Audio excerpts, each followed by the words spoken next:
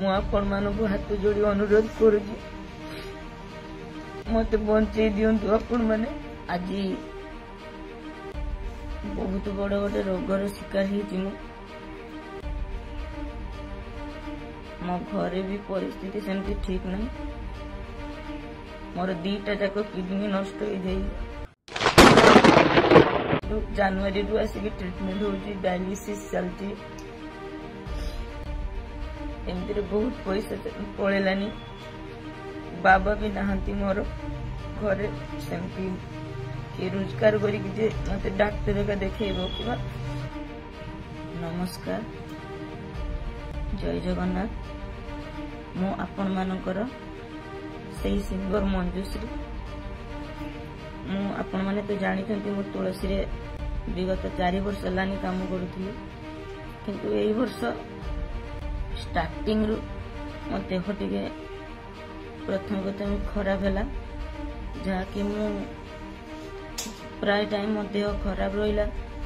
ତାପରେ ରାତି ଉଜାଗର, ଡାକ୍ତର ପାଖକୁ ବି ସେମିତି ଯାଇପାରିଲିନି। ଯେତେବେଳେ ପାଖାପାଖି ଭୁବନେଶ୍ୱରରେ ପଡ଼େ, ମୁଁ ଟେଷ୍ଟ ବଗେରା କରିଥିଲି ଦେହର, ତାପରେ କିଛିଟା ବାହାରିଥିଲା ଯେଉଁଟାକି ଥାଇରଏଡ୍ କିମ୍ବା ମୋର ୟୁରିକ୍ ଏସିଡ୍ ଏଗୁଡ଼ା ସବୁ ବାହାରିଥିଲା। ମୁଁ କିନ୍ତୁ ଜାଣିନି ଯେ ଏ ସବୁ ପାଇଁ ମାନେ ମୋର ଏତେ ବଡ଼ ଗୋଟେ ପ୍ରୋବ୍ଲେମ୍ ହେବ, ଯାହାକି ମୁଁ ଷ୍ଟେଜରୁ ଘରେ ବସିଯିବି ଆସିକି। ଆଜି ବହୁତ ବଡ଼ ଗୋଟେ ରୋଗର ଶିକାର ହେଇଛି ମୁଁ। ମୋ ଘରେ ବି ପରିସ୍ଥିତି ସେମିତି ଠିକ ନାହିଁ। ମୋର 2ଟା ଯାକ କିଡନୀ ନଷ୍ଟ ହେଇଯାଇଛି।